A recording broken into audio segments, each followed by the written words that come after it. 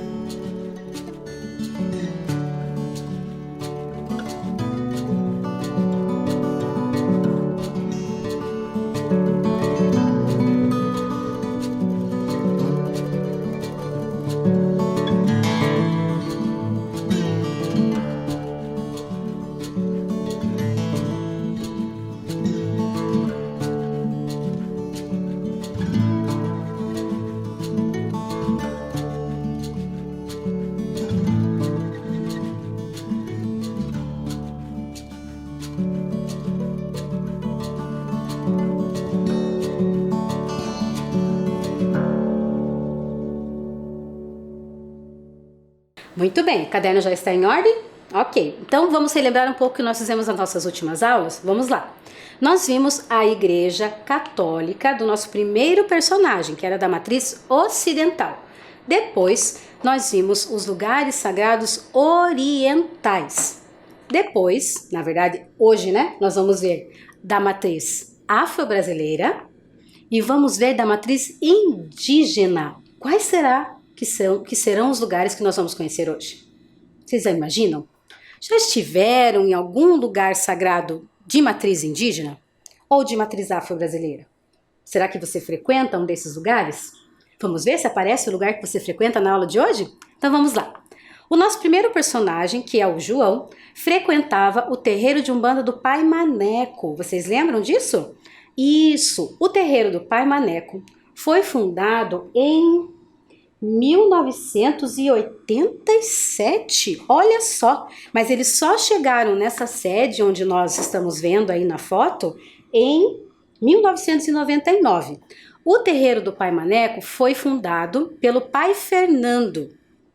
Professora, Pai Fernando? Mas por que o nome é Pai Maneco? Na verdade, o Pai Fernando, que foi quem fundou o terreiro do Pai Maneco, deu esse nome porque o Pai Maneco era a entidade que ele recebia. E aí ele fez essa homenagem para o Pai Maneco, dando esse nome. Vocês sabem que esse terreiro fica na região do Santa Cândida e ele tem uma coisa bem especial.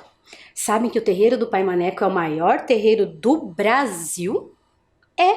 O maior terreiro do Brasil fica aqui na nossa cidade, em Curitiba. Na verdade, ele é o maior terreiro em número de médiums. O que quer dizer isso? Pessoas que trabalham lá no terreiro Pai Maneco, fazendo os passes, conversando com as pessoas. Tem mais de 1.200 médiums lá, por isso que ele é considerado o maior terreiro do Brasil. Olha que informação legal, se você um dia alguém perguntar, você pode dizer: o maior terreiro do Brasil fica em Curitiba. Muito bem, então o primeiro lugar que nós estamos conhecendo da matriz afro-brasileira é o terreiro do Pai Maneco. Vamos conhecer o próximo? Vamos lá. O próximo que nós vamos ver é o terreiro Vovó Benta. Esse terreiro do Vovó Benta fica na região do Bairro Alto. O terreiro Vovó Benta tem um trabalho diferenciado, vocês sabiam? Na verdade, a mãe, deixa eu olhar o nome dela aqui. A mãe Lilian de Iemanjá, que é quem comanda o terreiro do Vovó Benta, ela frequentava o terreiro do Pai Maneco. Na verdade, a maioria dos terreiros de Curitiba são pessoas que frequentavam o Pai Maneco e aí abriram o seu próprio terreiro. E aí, a mãe Lilian, que comanda o terreiro do Vovó Benta, abriu esse espaço lá no Bairro Alto. Olhem aí um pouco a imagem. Como é que é lá? Os muros, tá pintado ali de azul. Estão vendo lá para dentro como é que é o terreiro do Vovó Benta? Eles têm um trabalho diferenciado lá no Vovó Benta. Lá, eles fazem trabalho de curas alternativas. Tem trabalho de reiki, tem trabalho de reflexologia. Você já ouviu falar nessas coisas? Será que alguém aí, o papai, a mamãe, o titio, a titia, trabalham com isso? Com reiki, reflexologia, cromoterapia? Quantos nomes diferentes, não é? Você pode pesquisar o que essas coisas são. São terapias alternativas de cura, de tranquilidade para as pessoas. Isso tem lá no terreiro do Vovó Benta. E agora você já sabe. Vamos olhar aqui qual foi a data de fundação do terreiro Vovó Benta? Ele foi fundado no dia 14 de junho de 2013. Esse terreiro existe então desde 2013 lá na região do Bairro Alto. Agora nós vamos conhecer o nosso próximo lugar sagrado. Olhem lá. É o terreiro Ileaceiba Omi Ossum. Esse terreiro que nós estamos vendo aí na imagem fica na região do Novo Mundo. E quem comanda esse terreiro é a Mãe Cris de Oxum. E ele foi fundado em 2003 nessa região. Observem aí a entrada desse terreiro. Observem como é que ele é, porque depois eu vou conversar com vocês sobre isso. Olhem lá. É parecido com o terreiro do Pai Maneco? Ou com o terreiro Vovó Benta? Como é que é o portão? Como é que é a placa? Guardem bem isso na memória, porque depois a gente vai conversar, ok? Então, acabamos de ver o terreiro Ileaceiba Omi Ossum. Agora vamos para o próximo, que é o barracão de Candomblé Ile Alaqueto Assé Logum Edé Ioiá. Nossa, que nome comprido, né? Professora, mas por que barracão, se os outros você falou terreiro?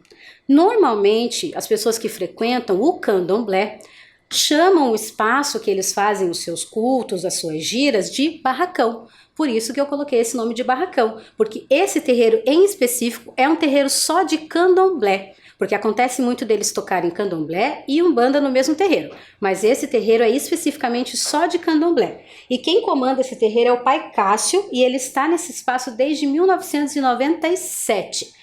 Lembra que eu pedi para vocês observarem na imagem anterior como é que era a frente desse lugar? Então, observem nesse agora também. A placa, na verdade, nessa foto que eu consegui, está um pouquinho tampada pela árvore, mas tem uma placa ali sim. Tem o portão ali em azul. Como é que é esse espaço? Isso mesmo, observem aí. Agora, vamos pensar um pouco aqui comigo. O que acontece, depois nós vamos ver no mapa, como é que esses terreiros se espalham pela cidade de Curitiba. Porque vocês... eu falei o bairro desse terreiro? Eu acho que não. É no São Brás, isso mesmo. Então depois nós vamos observar no mapa da cidade de Curitiba como é que esses terreiros se espalham, e aí nós vamos entender um pouco dessa fachada, por que eles têm essa fachada diferente, por que não é parecido com a igreja católica que nós já vimos, com as igrejas evangélicas que nós já vimos. Depois nós vamos conversar um pouco sobre isso. Então nós conhecemos 4 lugares de matriz afro-brasileira. Conhecemos o terreiro do Pai Maneco, conhecemos o terreiro da Vovó Benta, conhecemos o terreiro Ileaceiba Omi Ossum, que é lá no Novo Mundo, da Mãe Cris, e agora acabamos de ver o barracão de Candomblé, Ile Alaqueto, Assé Logum Edé Ioiá, que é do Pai Cássio. Então, nós terminamos os nossos terreiros, os nossos espaços sagrados, lugares sagrados de matriz afro-brasileira. Agora nós vamos conhecer alguns espaços de matriz indígena. Professora, mas tem aqui em Curitiba? Vocês acreditam que tem? Olha lá, vamos ver. O primeiro, que é do nosso personagem Cauê. Lembram lá na história do Cauê, que ele chegou comentando como é que era o seu espaço sagrado? Então, o Cauê mostrou a aldeia urbana Cacané Porã. Eu lembro que quando eu contei a história para vocês, eu até comentei que nesse espaço eles ainda não tinham uma casa de reza, porque olha lá o nome, aldeia urbana. O que isso quer dizer? Que essa aldeia em específico fica dentro da cidade, por isso que a gente pode dizer que tem uma aldeia indígena na cidade de Curitiba. Ela fica lá na região do Campo do Santana, que é lá para a região do Tatuquara, do Pinheirinho, na verdade quase divisa com Araucária, com Fazenda Rio Grande, fica numa região bem afastada, mas ainda está dentro da cidade, por isso que é uma aldeia urbana. Então, esse espaço que está na foto que o Cauê está do lado é a casa de reza deles, hoje em dia. Eu vou mostrar para vocês daqui a pouco um vídeo que foi gravado lá na aldeia Cacané-Porã, mostrando um pouco do espaço, mostrando um pouco das pessoas que vivem lá, como são os hábitos deles na aldeia Cacané-Porã. E nas imagens que eu consegui na internet do vídeo, ainda não tem essa casa que eu estou mostrando para vocês. Então, para vocês saberem que essa imagem é a mais atual. Eu trouxe mais uma foto, na verdade, para mostrar para vocês a entrada da Cacané-Porã. A professora Jusilene esteve lá na semana, eu acho que faz uns 20 dias que ela me mandou essa foto. Ela me mandou uma mensagem no WhatsApp e falou assim: professora Macleise, você vai falar sobre os lugares sagrados indígenas? E eu falei, vou falar sobre os lugares sagrados indígenas. E aí ela me falou que foi com um amigo, com um primo, não me lembro agora, ela foi lá conhecer a aldeia Cacané-Porã. Só que ela chegou lá, por conta da pandemia, eles estão fechados para visita. E aí ela tirou essa foto lá na frente e me mandou para mostrar para vocês. Muito obrigada, professora Jusilene. Olha lá ela ali na foto. É Jusilene, isso mesmo. Muito obrigada. E aí ela mandou a foto para nós da entrada da aldeia Cacané-Porã. Olha lá que legal. E aí ali do lado tem uma outra, também uma imagem lá da aldeia Cacané-Porã, a entrada. Vocês devem estar pensando assim: mas professora, geralmente quando a gente fala em aldeia, a gente pensa em coisas lá no mato, bem afastado, que ninguém consegue chegar perto, que os indígenas só ficam lá sem roupa e ficam só em volta da fogueira. Os indígenas se adaptaram muito à vida na cidade, como essa aldeia aí que nós estamos conhecendo na Cacané-Porã. Então, para nós pensarmos um pouco mais e conhecermos um pouco mais da aldeia Cacané-Porã, eu trouxe esse vídeo para vocês assistirem. Então, prestem bem atenção que a gente já vai conversar, ok? Eu já volto. Bairro Campo de Santana, Curitiba, Paraná. É onde vivem os indígenas da primeira aldeia urbana do sul do Brasil.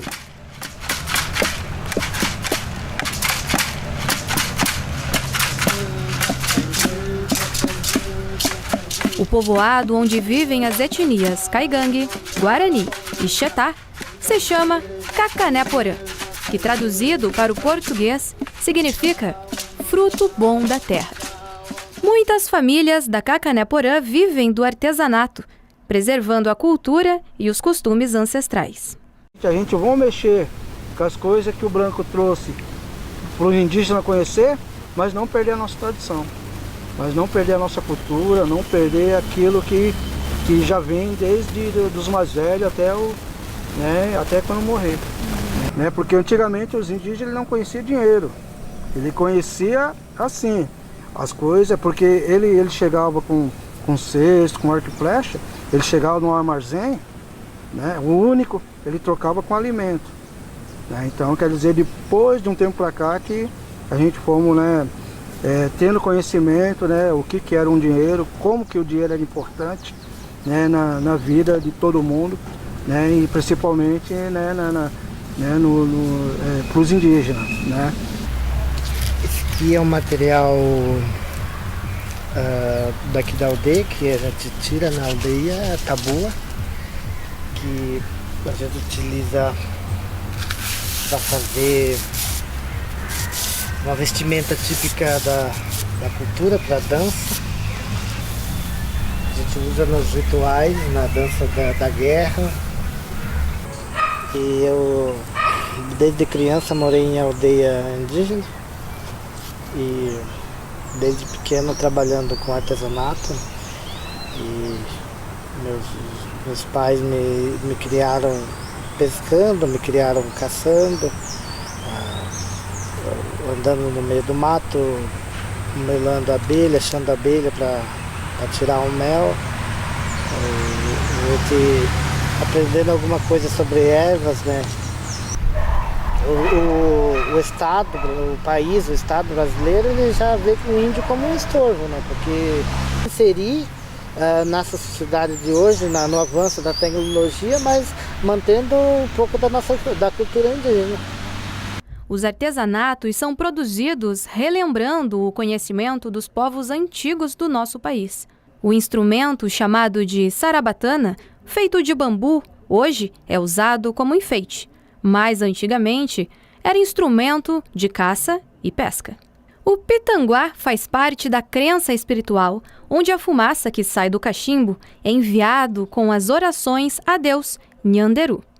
O chocalho, também conhecido como maracá, é usado nas danças e nas rezas.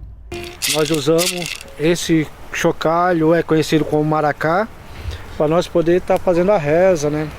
Na casa, né? Chama-se a nossa casa tradicional, né? Que a oca é conhecido como Opur. Opur é uma casa sagrada, onde todos os indígenas eles se reúnem naquela casa para poder fazer a nossa reza, a nossa dança, para pedir paz e muita saúde e uma proteção para a nossa comunidade dentro da nossa aldeia. Os tradicionais arcos e flechas, cestos, casa de passarinhos e filtro dos sonhos também estão lá. Além do artesanato, a cultura indígena também é preservada por meio das comidas típicas. A exemplo do peixe na fogueira. Pirão, ou se não crego foi na nossa língua, que é o peixe, que é assado, né? E o emi, uma espécie de pão de milho assado direto na brasa. É mi, que a gente faz de milho, então assado embaixo da cinza.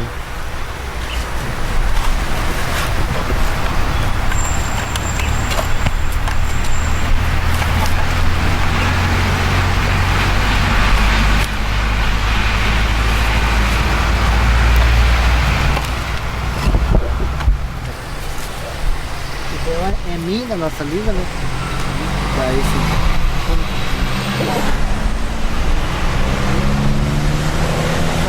não come a fruta, só o miolo só. Eu comi a casca. Mas se quiser comer a casquinha também, Não tem problema? Ah, então tá. problema.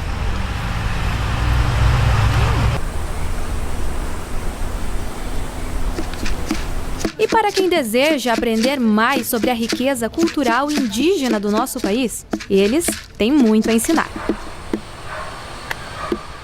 Então, conheceram um pouco lá da aldeia urbana Cacané-Porã?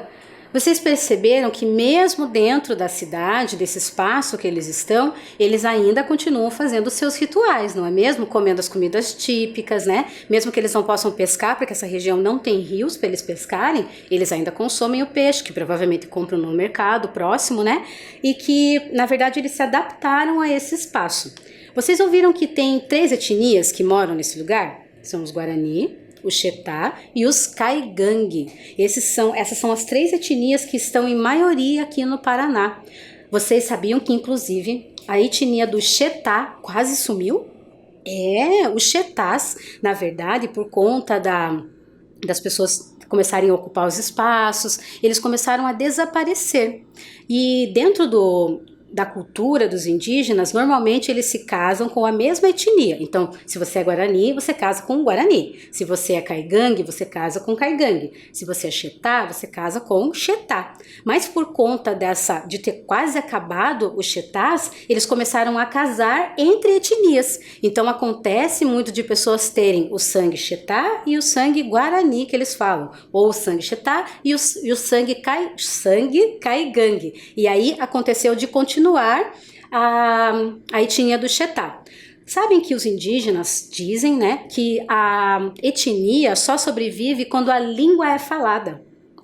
Então, na verdade, os Xetás começaram a se perder porque não tinha mais quem falasse a língua Xetá. Então, eles começaram a resgatar a língua Xetá para que ela não se perdesse. Mas a maioria dentro lá da Cacané-Porã ainda fala a língua Caigangue. Até na escola as crianças aprendem dentro da aldeia, eles aprendem o Caigangue com a professora que tem lá, e aí eles frequentam a escola que tem na região do Campo do Santana, que é onde fica a aldeia. Então na escola eles aprendem o português e dentro da aldeia eles aprendem a língua Caigangue. Muito bem. Nós vimos então essa aldeia indígena que fica dentro da cidade de Curitiba. Mas, para os povos indígenas, tudo na natureza é sagrado. Os rios, os lagos, as florestas, como um todo são sagrados. Então, na verdade, os indígenas consideram todo o espaço da natureza como um espaço sagrado. E como dentro da cidade nós não temos, né, lagos, rios que eles possam fazer esse culto, eu tive que procurar alguns lugares mais na região metropolitana da cidade de Curitiba, como por exemplo a Cachoeira do Anhangava, que fica em 4 Barras. Olhem aí esse espaço. Vocês já foram lá no Pico do Anhangava? Vocês conhecem? Quem mora na região de 4 Barras é bem conhecido, né? As pessoas frequentam muito o Morro do Anhangava para fazer trilha, para ir conhecer esse espaço. E o Morro do Anhangava é um dos lugares sagrados para os indígenas. Inclusive, lá no pé do Morro do Anhangava existem comunidades indígenas Guarani, se eu não me engano. Isso, comunidade indígenas Guarani, lá no pé do Morro do Anhangava. Essa foto que eu trouxe para vocês foi o Ricardo que me mandou, muito obrigada, Ricardo, lá da cachoeira que tem lá no pé do Morro do Anhangava. Olha lá que legal esse espaço. Esse espaço, então, é considerado um espaço sagrado para os indígenas, como eu falei. Todo o espaço da natureza, os lagos, os rios, as florestas são considerados lugares sagrados para os indígenas, porque para eles não existe diferença entre a pessoa e a natureza. Vocês sabiam disso? Para os indígenas, tudo está ligado. Tanto que existe uma história de um escritor indígena que se chama Daniel Munduruku, que ele conta uma história com o avô, né, e tudo mais. Quando ele vai entrar no rio, ele entra no rio e aí ele fala que tá com vontade de fazer xixi. Vocês acreditam? E aí o avô dele fala, tem que sair do rio. Ué, mas por que sair do rio? Porque para eles o rio é vivo. E como é que você vai fazer xixi numa pessoa viva? Ai, ai, ai. E aí o avô chama a atenção do Daniel Munduruku e diz para ele que ele não pode fazer xixi no rio, porque o rio é sagrado. Então não pode fazer xixi, não pode jogar esgoto, como às vezes acontece na cidade, não pode jogar lixo, em um lugar sagrado para os indígenas que é a natureza. Olha só como é importante. E eu trouxe mais um lugar também que fica na região metropolitana de Curitiba. É a aldeia. Na verdade, eu vou ler para vocês ali. Ó. Cada aldeia ou tequá, como chamam os Guarani, por ser o lugar onde vivem, é sempre sagrado. Então, essa região aí é a aldeia Araçaí, no município de Piraquara, que fica aqui também próximo da cidade de Curitiba. Olhem aí, lá tem um rio próximo e eles construíram as suas casas nesta região. Então, na verdade, para o indígena, todo lugar que ele está é um lugar sagrado. Os indígenas, inclusive, porque a gente, na verdade, pensa assim. Um lugar sagrado, eu vou lá na igreja. Um lugar sagrado, eu vou lá no terreiro. Um lugar sagrado, eu vou lá na mesquita. Lá é o lugar sagrado. Para os indígenas, todo lugar em que ele está é um lugar sagrado. Porque, como eu já falei, ele se entende como parte daquele lugar. Como parte daquela natureza, daquele espaço. Certo? Então, nós vimos dos indígenas 4 lugares também, 3 lugares, desculpem. Nós vimos a aldeia Cacané-Porã, que fica em Campo do Santana, dentro da cidade de Curitiba.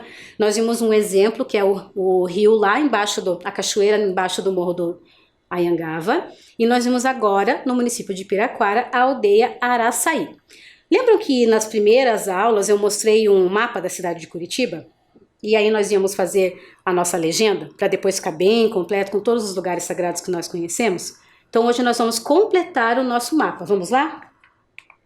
Olhem lá. Então, nós já colocamos em azul a matriz ocidental, nós colocamos em verde a matriz oriental, agora nós vamos completar com a matriz afro-brasileira. Que cor é a carinha da matriz afro-brasileira?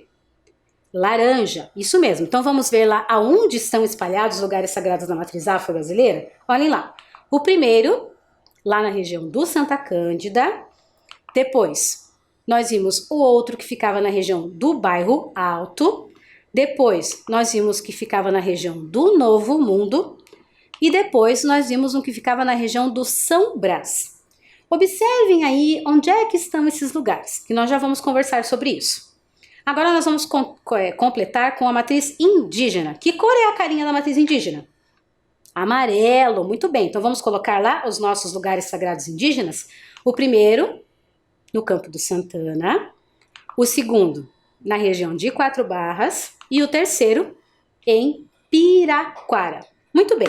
Agora, o que eu queria que vocês observassem? Olhem aí no mapa, onde é que estão esses lugares que nós acabamos de marcar? Observem bem. Olhem ali, ó. Na verdade, a matriz ocidental e oriental estão bem grudadinhas, não estão? Isso. Elas estão na região mais do meio, né, da cidade, ali na região do centro, na região central. E os espaços de matriz afro-brasileira e matriz indígenas estão próximos ou afastados da região central da cidade? Muito bem observado. Estão afastados. Vocês sabem por quê? É uma curiosidade. Na verdade, é um dado importante da gente saber.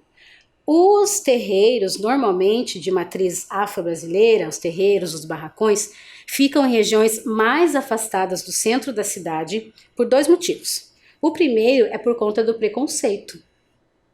Vocês sabiam? Por conta do preconceito, esses terreiros normalmente são afastados do centro da cidade. Aí você pode me dizer, mas professora, aquele terreiro que você mostrou, que você pediu para observar a entrada e tudo mais, tinha a casa do lado, tinha a rua na frente. Ué, não estou entendendo. O que acontece? Quando esses terreiros foram construídos, aquela região tinha poucas pessoas. Mas a gente sabe que com o crescimento das cidades, as pessoas começaram a ocupar outros espaços. E aí, por isso que às vezes a gente tem a impressão que os terreiros estão dentro da cidade, mas normalmente eles são bem afastados. Vocês viram que os 2 terreiros que eu mostrei por último, da mãe Cris e do pai Cássio, se vocês passassem na frente, vocês iam saber que ali era um terreiro? Só se parasse, olhar a placa e perceber. Isso também é por conta do preconceito. Porque se eles tivessem uma placa muito grande, por conta do preconceito, às vezes as pessoas tentam até depredar, jogam pedras, picham por conta do preconceito. E aí eles têm poucas placas ou placas pequenas nesses terreiros, para que as pessoas às vezes nem saibam que ali tem um terreiro. Também, claro, eles têm mais afastado da cidade por conta de ter mais árvores, porque a religião de matriz afro-brasileira também tem muito cultos à natureza, como os indígenas. E aí eles também fazem mais afastados para ter mais árvores, para ter mais espaço. Mas o preconceito também é um dos motivos de serem afastados do centro da cidade. E os indígenas, que nós já vimos, também. Não só por conta do preconceito, mas por conta do contato com a natureza, de estar mais próximo da natureza possível. Então, olhem o nosso mapa aí, está completo! Olha como ele ficou bonito. A cidade de Curitiba, então, tem uma diversidade religiosa muito legal. Todas essas pessoas convivendo e tentando conviver com o menor preconceito possível. Nós estamos aqui aprendendo na aula de ensino religioso sobre cada religião para que a gente possa conhecer. Quando a gente conhece, a gente passa a respeitar, porque a gente entende que aquela pessoa está buscando a paz, buscando a Deus, buscando a felicidade da maneira dela, dentro da religião dela. Certo? Gostaram então de conhecer todos esses lugares sagrados que nós vimos nas últimas aulas? Muito bem, ótimo. Agora, nós vamos para a nossa atividade, claro, né? A nossa atividade de hoje é bem legal, eu espero que vocês gostem. Então eu vou pedir para que vocês ajudem os personagens das nossas aulas a chegarem ao seu lugar sagrado. Então olhem aí, tá os nossos 4 personagens que nós conhecemos e os 4 lugares sagrados que eles frequentam. O que vocês vão fazer? Cada um deles tem 2 caminhos para chegar no seu lugar sagrado. Vocês vão tentar ou passar o dedinho ou observar aí qual desses lugares vai fazer, qual desses caminhos vai fazer com que eles cheguem até o lugar sagrado, certo? Eu vou dar um tempo legal, não precisa ficar preocupado, você vai conseguir achar, depois a gente confere, certo? Boa sorte!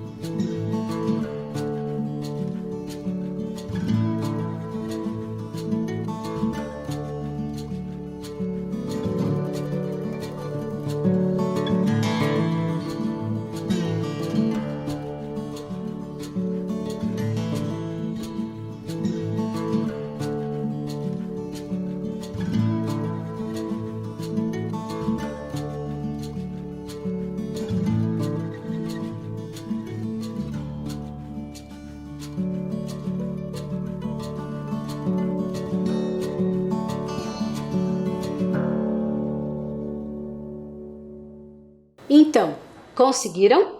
Quem conseguiu, levanta a mão. Vamos conferir se você conseguiu mesmo? Ó, tô de olho. Vamos lá ver.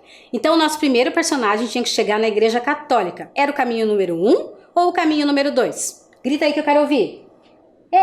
Muito bem. Caminho número 1. Vamos conferir qual é esse?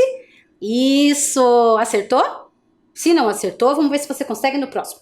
Nosso próximo personagem tinha que chegar ao templo budista. Quem conseguiu? Caminho número 1 ou caminho número 2?